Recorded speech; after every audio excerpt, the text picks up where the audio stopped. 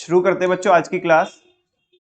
और चैप्टर हमने स्टार्ट करके रखा है Indian economy on the eve of independence. मेरा इन्वॉल्वमेंट कम होना चाहिए, आपका इन्वॉल्वमेंट ज्यादा होना चाहिए। आप मुझे बताओ अभी तक इस चैप्टर में हमने क्या क्या पढ़ा। छोटी छोटी चीजें पढ़ी है, ठीक है ना। जैसे कि इस बुक को पढ़ने और पढ़ाने का मकसद हमारा क्या है कि हमें क्या होना है, फैमिलराइज होना है किससे, इंडियन इकोनॉमी से, कि इंडिपेंडेंस से पहले और उस टाइम पे क्या था, उसके बाद वाले 1990 तक के फेज में क्या हुआ, या 1991 तक भी बोल सकते हो आप, और 1991 के बाद में क्या हुआ और अभी क्या चल रहा है। और एट लास्ट हमें अपने आप को कंपेयर करना है अपनी नेबर कंट्रीज, ठीक है ना। तो वो सारी चीजें हैं, और वो भी एक मतलब हमें अपने बायस नहीं बनाने हैं, हमें एक रेशनल तरीके से पढ़ना है, ठीक है। चलो, ओरिजिन कब से ट्रेस किया जाता है ब्रिटिश रूल का? 1757 से। लगभग कितने सालों तक उन्होंने हमारे यहाँ पे रूल किया? लगभग 200 साल। और फिर आपको कब में 15 अगस्त 1947 में इंडिपेंडेंस हमें मिल जाती है, ठीक है ना। बहुत सारे लोगों के बहुत ज्यादा एफर्ट के बाद, ठीक है। इनका पर्पस क्या था यहाँ पे आने का? इनको हमारी इकोनॉमी को as a feeder economy use करना था for the glory of their own economy. अपनी इकोनॉमी को चमकाने के लिए हमारे को यूज करना था। और इन्होंने हमें क्या कर दिया, ट्रांसफॉर्म कर दिया था supplier of raw material and consumer of finished goods, ठीक है। आगे इनके टाइम पे हमारे यहाँ पे क्या था, low level of economic development था कॉलोनियल रूल में या ब्रिटिश टाइम पे। कैसे? थोड़ा उसके पहले आओ, बैक गियर लगाओ एक, और ये देखो इनके आने से पहले हम क्या थे, हम खुश थे, प्रोस्परस इकोनॉमी थी हमारी, है ना, अच्छे से हमारी जिंदगी चल रही थी। दूसरा, हमारी इकोनॉमी कैसी थी? Agrarian economy. इसमें नंबर जो है बच्चों, नंबर बताओगे आप कि कितने परसेंट लोग हमारे एग्रीकल्चर में इन्वॉल्व थे? 85% लोग हमारे यहाँ पे एग्रीकल्चर में इन्वॉल्व थे, है ना। और वो सब लोग कमर्शियल फार्मिंग करते थे या सबसिस्टेंस फार्मिंग करते थे? अपने लिए करते थे। वो तो इन्होंने बाद में हमारे को क्या किया, फोर्सफुली चेंज किया, ठीक है ना। अच्छा, तीसरा क्या है, हमारा जो हैंडीक्राफ्ट सेक्टर था वो काफी वेल नोन था, ठीक है ना। उसकी काफी क्या थी, मार्केट में लोग पूछते थे, है ना, खरीदते थे। तो इन्होंने इन तीनों चीजों को क्या किया, इन तीनों, ये हमारी तीन रूट्स थी, इन्होंने हमारे को जो अटैक किया हमारे ऊपर, वो इन तीन रूट्स को लेकर के क्या किया, अटैक किया। इन तीन रूट्स पे ही अटैक किया ताकि हमारी जो रूट्स है वो खत्म हो जाए, और फिर हम वही वाली बात है कि ना हम ये तो रह ना पाए हम, और वो बन ना पाए, है ना। तो वो चीज हो जाती है कि धोबी का कुत्ता घर का ना काट। तो इन्होंने क्या किया, इन्होंने ऐसी पॉलिसीज अपनाई कि जिनसे क्या हुआ, जिनसे हमारे जो हैंडीक्राफ्ट सेक्टर और एग्रीकल्चर था वो बर्बाद हुआ है, और जो हम प्रोस्परस थे, है ना, वो हमारी किस में कन्वर्ट हो गई, माइसरीज में हमारी कन्वर्ट हो गई, ठीक है ना। और फाइनली वही जो मैंने अभी थोड़ी देर पहले भी बोला था, इन्होंने हमारे को यूज किया है किसके इंटरेस्ट के लिए, अपने इंटरेस्ट के लिए, ठीक है। चलो, बूस्टर पॉइंट 1 देखते हैं बच्चों। Textile industry in Bengal. एक आप देखोगे तो टेलीग्राम चैनल पे मैंने एक टाइमलाइन डाली है कि कब में क्या क्या हुआ, है ना, शुरुआत से। मैं उसे मेरे ख्याल से मैंने पिन भी किया हुआ है, वापस से रीशेयर भी कर दूंगा उसे।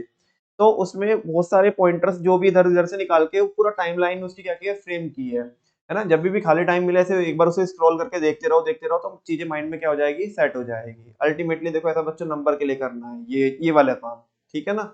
हालांकि हम यहाँ पे उसे पढ़ के चलेंगे। समझ में आ रही है बात आपको? तो अगर आपको ऐसा लगता है कि कोई चीज वहां पे मिसिंग है, मैं ये नहीं कहता हूँ कि वो बहुत फुल फ्लैज तरीके से है, हालांकि बहुत ध्यान से बनाई हुई है और फुल फ्लैज है, लेकिन मैं ये मानता हूँ कि कोई चीज फुल फ्लैज नहीं होती। अगर कोई चीज स्किप हो गई है तो आप मेरे को बीच में बता देना, उसमें हम ऐड कर देंगे, ठीक है ना। चलो, मसलिन के बारे में देखते हैं। Textile industry in Bengal. कभी कभी ऐसे बोल देता है वो, ये क्वेश्चन पूछ लेता है कि जो इंडिया के अंदर जो टेक्सटाइल इंडस्ट्री का जो ज्यादा डोमिनेंसी रही है वो कौन से एरिया में रही है, 3-4 ऑप्शन देगा, तो वो उसमें से आंसर कौन सा सही रहेगा, बंगाल, ठीक है ना। अब वो बता रहा है, मसलिन के बारे में बता रहा हूँ। Muslin is a type of cotton textile. Muslin एक नाम होता है कपड़े का, है ना, एक उसकी वैरायटी होती है। तो मसलिन एक टाइप का कॉटन टेक्सटाइल होता है which had its origin in Bengal, जिसका ओरिजिन कहाँ से मिलता है हमें, बंगाल से मिलता है। Particularly places in and around Dhaka, ठीक है ना। Spell during the pre independence period as Dhaka, ठीक है। इसे इंडिपेंडेंस के पहले क्या बोला जाता था, आजकल ढाका बोला जाता है इसे। और इसके आसपास इर्द गिर्द के एरिया में, आसपास के एरिया में इसका क्या मिलता है, ओरिजिन मिलता है। Now the capital city of Bangladesh. आजकल ये जो ढाका है ये किसकी कैपिटल सिटी है? बांग्लादेश की, है ना। 2-3 क्वेश्चन यहाँ पे राइज होते हैं कि मसलिन का जो ओरिजिन मिलता है कहाँ पे मिलता है ना। अब जैसे कि ये जो ढाका है ये किसकी कैपिटल है, समझ में आ रही ना, बांग्लादेश की। Dhakai muslin had gained world wide fame. इस जो ढाकाई मसलिन था इसको काफी वर्ल्ड वाइड क्या मिली, फेम मिली, लोग इसको जानने लगे, इस कपड़े की सराहना करने लगे, ये जो क्वालिटी थी इसकी वैरायटी थी, है ना, as an exquisite type of cotton textile. और किस तौर पे से जाना जाता था? एक्यूजिट का मीनिंग क्या होता है? एक्यूजिट का मीनिंग होता है जो फाइनेस्ट होता है, फाइनेस्ट क्या होता है? सबसे बेटर, जो आप बोल सकते हो सबसे अच्छा, ठीक है ना। तो एक्यूजिट टाइप ऑफ कॉटन टेक्सटाइल के नाम से इसको जाना जाता था, ढाकाई मसलिन को। The finest variety of muslin was called मलमल। जो इसकी सबसे बेहतर क्वालिटी होती है, जैसे इसमें भी अलग अलग रहती थी वैरायटी, तो इसमें जो सबसे बेहतर होती है, सबसे बेहतर, उसे किसके नाम से जाना जाता था? मलमल के नाम से। एक क्वेश्चन आपका यहाँ से अराइज होता है, कौन सा क्वेश्चन क्या बनेगा कि जो मसलिन की जो क्या रहती थी, हाँ, जो फाइनेस्ट वैरायटी होती थी उसको क्या बोला जाता है ना। ऐसे मलमल, एक होता मखमल, है ना, ऐसे वो तो 3-4 आपको ऑप्शन देकर बहुत ए एंड बी, तो वो अलग चीज होती है भाई। क्या? हाँ हाँ हाँ, तो the finest variety of muslin was called malmal, है ना। Sometimes foreign travellers also used to refer to it as malmal. अब वो ऐसे पूछेगा, देखो वो बोल रहा है कि कई बार इसे जो फॉरेन ट्रैवलर्स होते थे वो क्या बोलते थे, इसे मलमल बोलते थे। तो अकॉर्डिंगली क्या देगा, ऑप्शन देगा, जैसे बोथ ए एंड बी या नन ऑफ दीज, ठीक है ना, वगैरह। मलमल शाही और मलमल खास, पूरा नाम उसको ऐसा था। नॉर्मली अब जैसे हम बोल देते हैं मलमल बोल देते, तो उसका पूरा नाम है इधर मलमल शाही और मलमल खास। पूरा पढ़ो एक बार।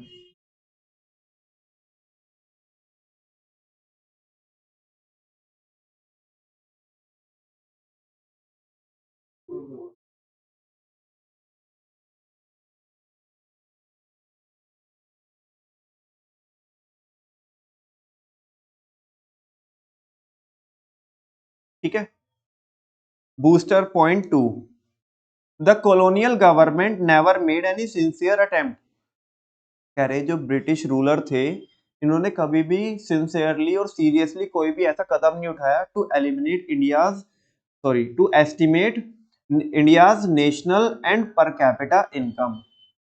इन्होंने कभी भी ऐसे कोई स्टेप्स नहीं लिए कि ताकि हम क्या एस्टिमेट कर सके, अपनी नेशनल इनकम को कैलकुलेट कर सके, इंडिया की नेशनल इनकम को, और पर कैपिटा इनकम। पर कैपिटा इनकम समझते हो?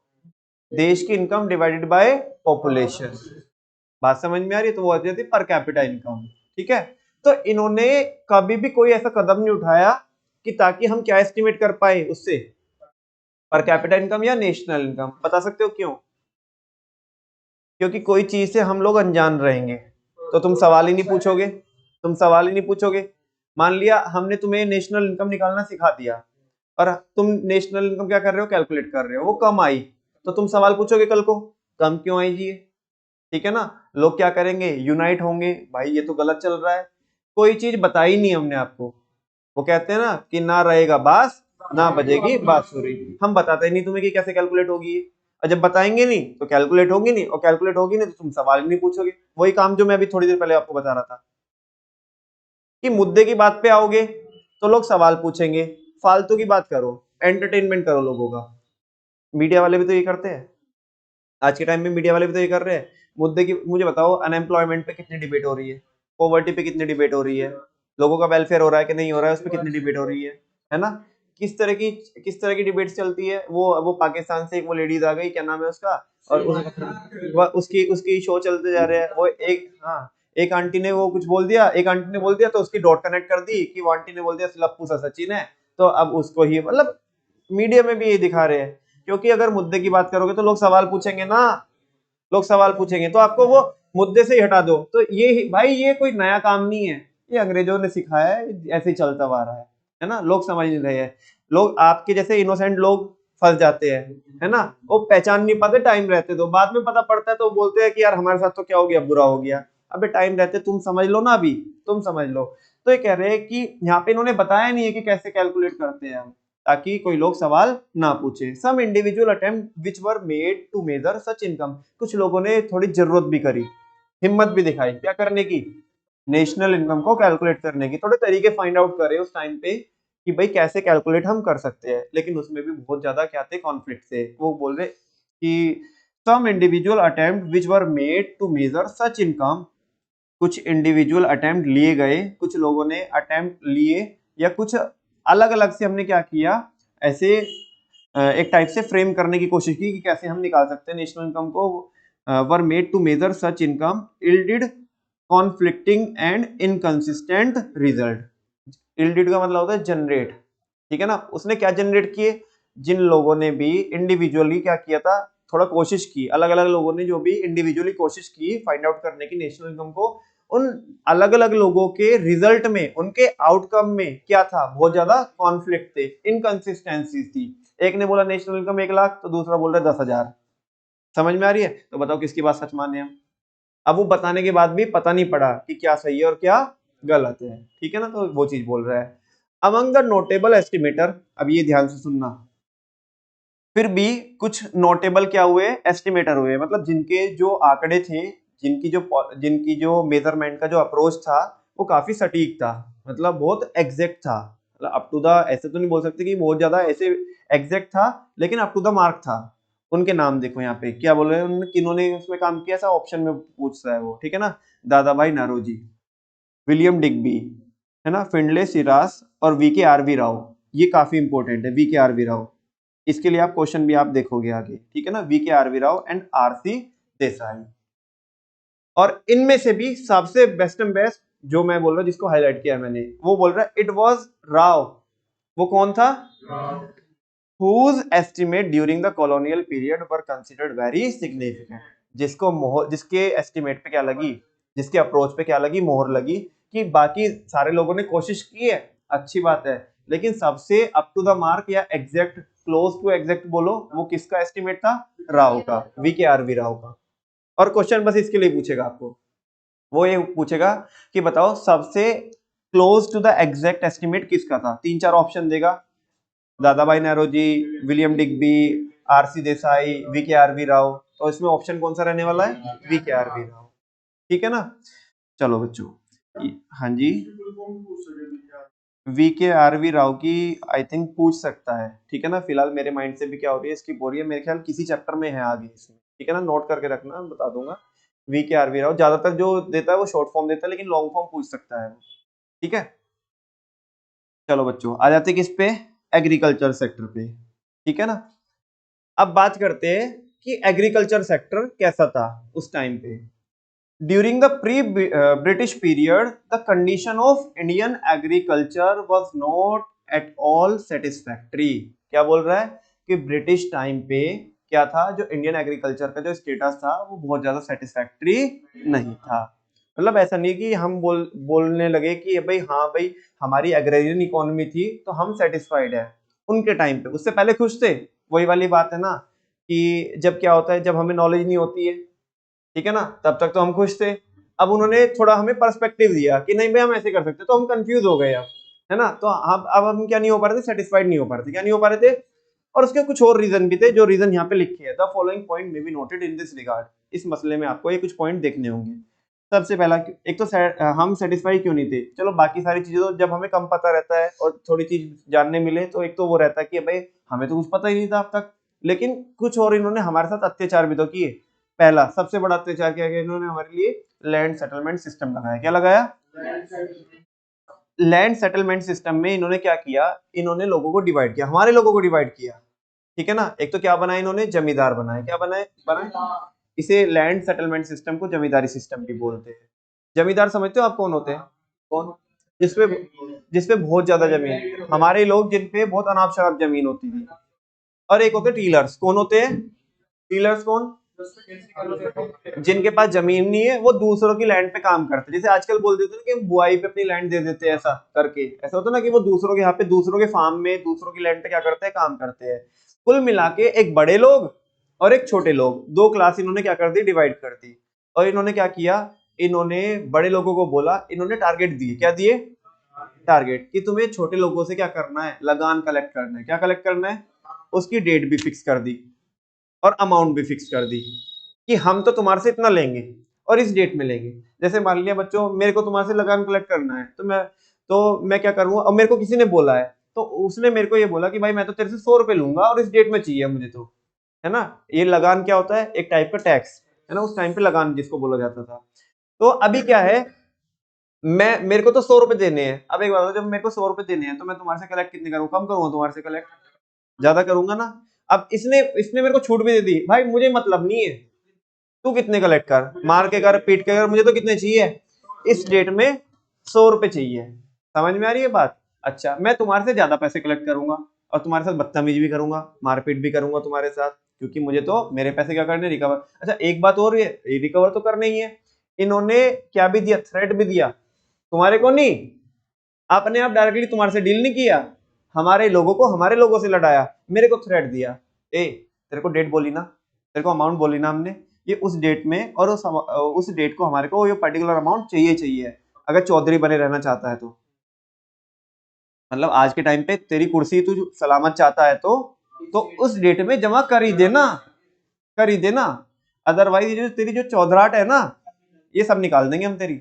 समझ में आ रही ना, आज चौधरी तू है, कल चौधरी किसी और को बना देंगे। अब सवाल किसका भी आ गया, कुर्सी का सवाल भी आ गया, क्योंकि तो चौधरी साहब है ना, ये तो जमींदार साहब है।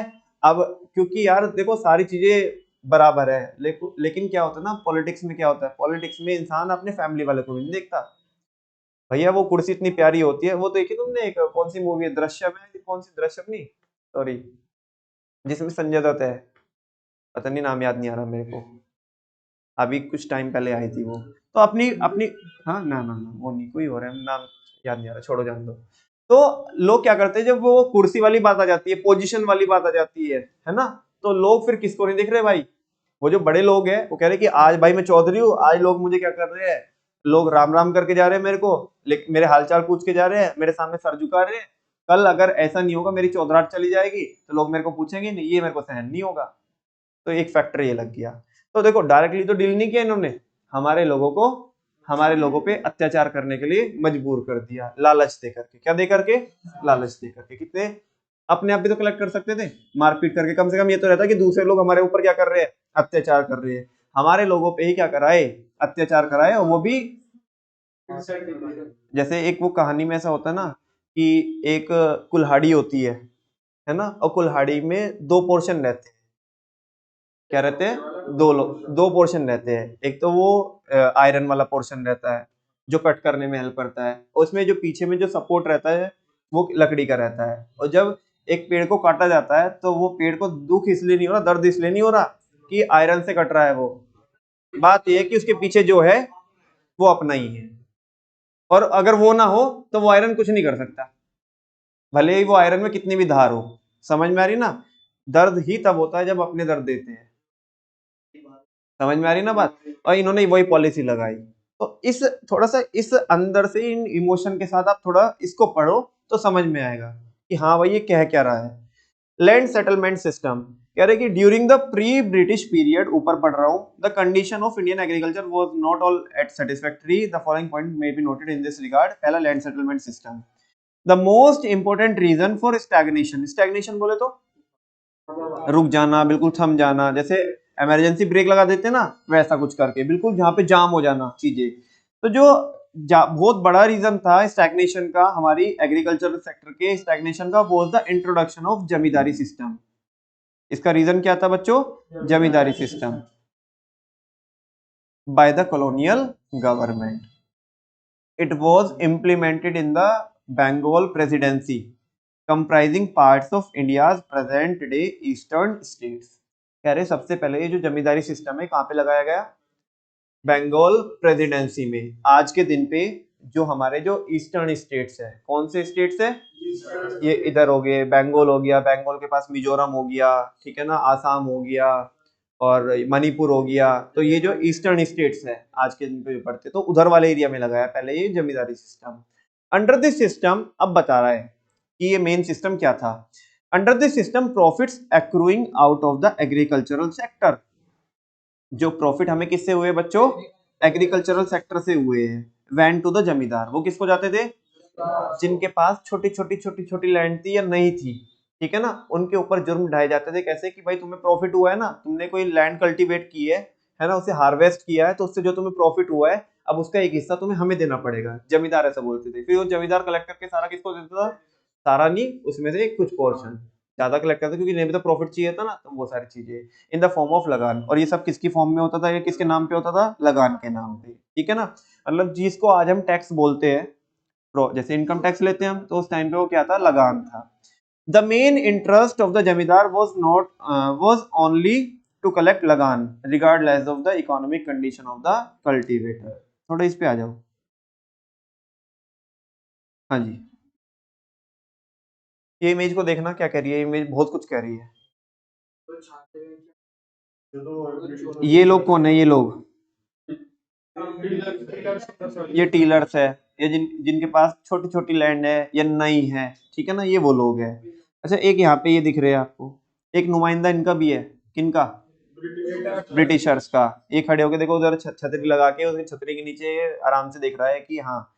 अच्छा, ये कौन है, ये रे, यहाँ भी छतरी लग रही है, इज्जत तो नहीं फरमानी पड़ेगी, तो ये जमींदार है। और ये इनका मुनीम जी बैठा है, जिसको स्टीवर्ड बोलते हैं। क्या बोलते हैं, स्टीवर्ड। पता है आपको मुनीम जी को इंग्लिश में क्या बोलते हैं, स्टीवर्ड बोलते हैं। तो इनका स्टीवर्ड बैठा है, मुनीम जी। ठीक है ना, तो ये मुनीम जी, हाँ भाई तेरी कितनी लैंड है, तेरे पे कितना बैठ रहा है, तेरा कितना प्रॉफिट किया है, तू दिखा, अपने वो दिखा, डिटेल्स दिखा, ये दिखा, वो दिखा, तेरे पे इतना लगान बैठ रहा है, कलेक्ट करवा। समझ में आ रही है ना। अच्छा, अब ये साथ में है, ये उल्टा सीधा इनके साथ बदतमीजी करते थे। मतलब ये ऐसा था, ये इनके साथ, ये दो बंदे हैं ना, ये ब्रिटिशर्स के, ये कैसे रहते थे कि जैसे मान लिया कभी इसका दिल पसीज ना जाए, इसको मर्सी ना जाए, किसको, जमींदार को, कि भाई यार अपने लोग है, कोई बात नहीं, आज मना कर रहा है कल दे देगा। ये उकसाते थे उन्हें। क्या उकसाते, मना कर रहा है, मारना तो इसको मार, ठीक है ना, वो कुछ भी करके पैसा ले इससे, अभी ले, है ना, इसकी प्रॉपर्टी छीन ले, इससे वो करा ले, अंगूठा लगवा ले प्रॉपर्टी पे, तो इस तरीके से, तो वो सारी चीजें।